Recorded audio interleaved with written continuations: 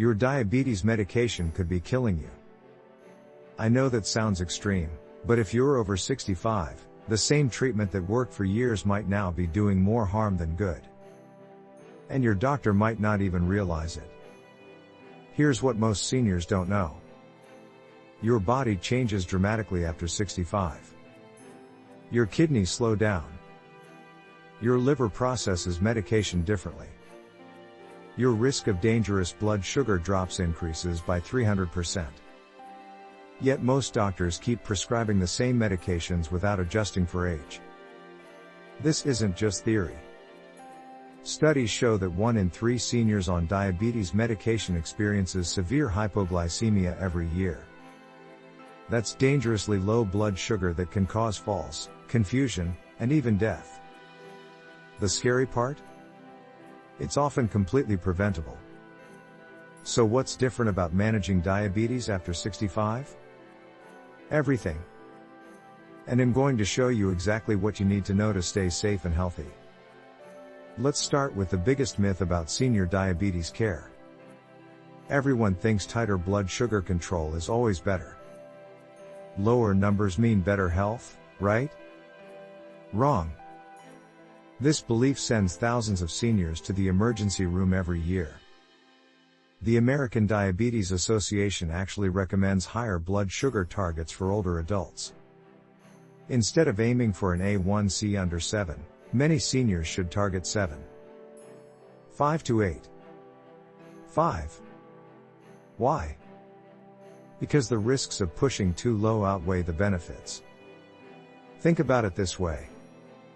When you're younger, preventing complications 20 years down the road makes sense. But when you're 70 or 80, avoiding a dangerous fall today matters more than preventing a problem that might develop in 15 years. Here's where it gets really important. Low blood sugar episodes in seniors look different than in younger people. You might not feel the typical warning signs. No shakiness. No sweating. No rapid heartbeat. Instead, you might just feel confused or tired. Your family might think it's dementia when it's actually your blood sugar dropping dangerously low. This is critical because confusion from low blood sugar can lead to falls. And falls in seniors often mean broken hips, loss of independence, and a cascade of health problems. One study found that seniors with frequent low blood sugar episodes had twice the risk of dementia. The very thing you're trying to prevent by controlling your diabetes might be causing cognitive decline. Now let's talk about medication choices. Not all diabetes drugs are created equal for seniors. Some medications that work great for younger people become dangerous after 65. Sulfonylureas like glyburide and glipizide are particularly risky. These drugs force your pancreas to produce insulin whether you need it or not. That means your blood sugar can drop at unpredictable times, especially if you skip a meal or exercise more than usual. The problem gets worse because these medications stay in your system longer as you age. Your kidneys don't clear them as efficiently. So the drug builds up, and your risk of severe low blood sugar skyrockets. What should you use instead? Metformin remains the gold standard first-line treatment for most seniors. It's safe, effective, and doesn't cause dangerous blood sugar drops. The key is adjusting the dose based on your kidney function, which your doctor should check regularly. Newer medications like DPP-4 inhibitors and SGLT2 inhibitors offer additional benefits. DPP-4 inhibitors like sitagliptin work only when your blood sugar is high, so they won't cause dangerous lows. SGLT2 inhibitors like empagliflozin actually protect your heart and kidneys, which is crucial since diabetes damages both organs over time. But here's something most doctors don't emphasize enough. Medication is only part of the equation. Your daily habits matter just as much, if not more. Let's talk about nutrition, because the dietary advice you received years ago might be outdated. The old approach was all about restriction. Cut out sugar. Limit carbs. Count every calorie. But for seniors, this restrictive approach often backfires. Why? Because seniors are already at high risk for malnutrition. Cutting too many foods can lead to nutrient deficiencies, muscle loss, and weakness. You need adequate protein to maintain muscle mass. You need healthy fats for brain function. You need enough calories to fuel your daily activities. The better approach focuses on food quality rather than strict restriction. Choose whole grains over refined carbs. Eat plenty of vegetables and lean proteins. Include healthy fats from sources like olive oil, nuts, and fish. But don't obsess over eliminating entire food groups. Portion control matters more than food elimination. You can enjoy a small serving of dessert without derailing your blood sugar. The key is balance and consistency. Eating similar amounts of carbohydrates at each meal helps keep your blood sugar steady. Here's a practical tip that makes a huge difference. Never eat carbohydrates alone. Always pair them with protein or healthy fat. This slows down digestion and prevents blood sugar spikes. So if you want toast for breakfast, add peanut butter or eggs. If you're having fruit as a snack, include a handful of nuts. Now let's address exercise, because this is where many seniors make critical mistakes. Some avoid exercise entirely, fearing it will cause low blood sugar. Others push too hard, not realizing their bodies need more recovery time. The truth is that exercise is absolutely essential for diabetes management at any age. Physical activity helps your body use insulin more effectively. It strengthens your heart, maintains muscle mass, and improves balance to prevent falls.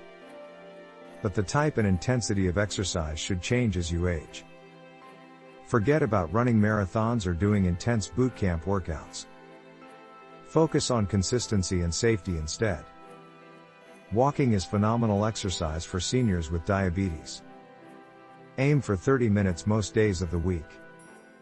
If that seems like too much, break it into 3 10-minute walks. The benefits accumulate throughout the day. Strength training is equally important but often overlooked. You don't need heavy weights or complicated equipment. Simple resistance exercises using light dumbbells or resistance bands can maintain muscle mass and improve insulin sensitivity. Try to include strength training twice a week. Balance exercises deserve special attention because they prevent falls. Simple activities like standing on one foot, walking heel to toe, or practicing Tai Chi can dramatically reduce your fall risk. And remember, falls are one of the biggest threats to independence in seniors with diabetes. Here's the crucial part about exercise and blood sugar. Always check your glucose before and after physical activity, especially when starting a new routine. If your blood sugar is below 100 before exercise, have a small snack first. Keep fast-acting carbohydrates like glucose tablets or juice nearby in case your blood sugar drops during activity. Let's talk about monitoring, because this is where technology can really help or really confuse you. Blood glucose meters have become incredibly sophisticated. Continuous glucose monitors can track your levels 24/7 without finger pricks. But more data isn't always better if you don't know what to do with it. For most seniors, checking blood sugar at key times provides enough information. Test fasting levels in the morning. Check before and 2 hours after your largest meal. Monitor whenever you feel off or suspect low blood sugar. These strategic checks give you actionable information without overwhelming you with data. Continuous glucose monitors can be valuable for seniors who have frequent low blood sugar episodes or who can't feel the warning signs. These devices alert you when your glucose is dropping, giving you time to treat it before it becomes dangerous. But they require some technical comfort and can be expensive if insurance doesn't cover them. Here's what really matters with monitoring. Look for patterns, not individual numbers. One high reading doesn't mean failure. One low reading doesn't mean disaster. What matters is the overall trend. Are your morning readings consistently high? Do you crash every afternoon? These patterns help you and your doctor make informed adjustments. Now we need to discuss medication management, because this trips up many seniors.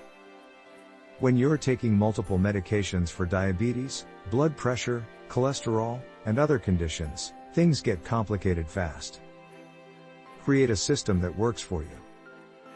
Pill organizers with compartments for each day and time are simple but effective. Smartphone apps can send reminders and track when you took each dose. Some pharmacies offer blister packs that organize all your medications by date and time. The key is consistency. Take your medications at the same time every day.